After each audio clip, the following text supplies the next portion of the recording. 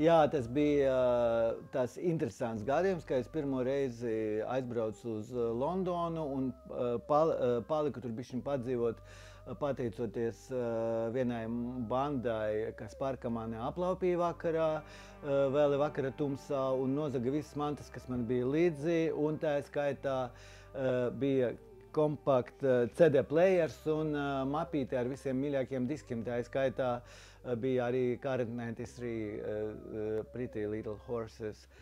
Un, jā, un pēc dažām dienām praktiski tas viss notika, un man pat, man liekas, bikses bija svešas, man liekas, man bija saplicuši bikses. Īsākot, man viena draudzene, kas iekšā tajā visā underground kultūra, uzaicināja uz Michael Gira koncertu mazā klubā, un tur es ieraudzīju, ka tur stāvēja David Tibet ar sievu, ka es pēc tam uzzināju, un mana tā draudzene Emilija teica, es tevi iepazīstināšu, ejam parunāsim. Nu, un tad es aizgāju, mēs parunājām, un es viņam atstāstīju to stāstu par aplaupīšanu, kā diemžēl viņa mīļākais albums bija arī nozagts. Viņš teica, ka viņš jūtāt, ka laikam tie džeki būtu baigi vīlušies, kad viņi paklausīsies to mūziku, ko viņi bija tur nozaguši.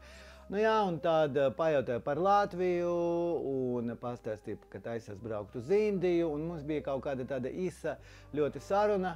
Un pēc tam atvadījāmies, un nākamajā dienā mums bija sarunāts satikties ar to Emiliju, un es sapratu no rīta, ka man pilnīgi nav spēka, ka esmu pilnīgi tā kā apslims un jūtos ļoti pilnīgi sadragāts, un tad man sazvanījās ar Emiliju, un Emilija man teica to pašu, ka viņa jūtas pilnīgi bez spēka. Un tāds mēs kaut kas savienojam tos kopā visu, un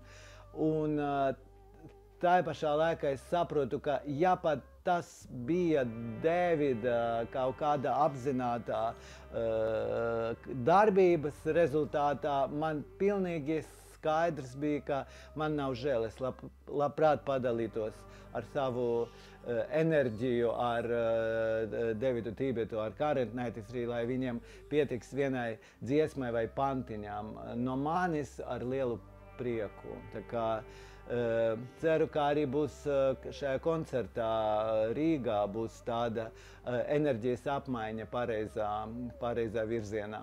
Viss notiks, jo viņi ir riktīgi maģiskie tādi cilvēki.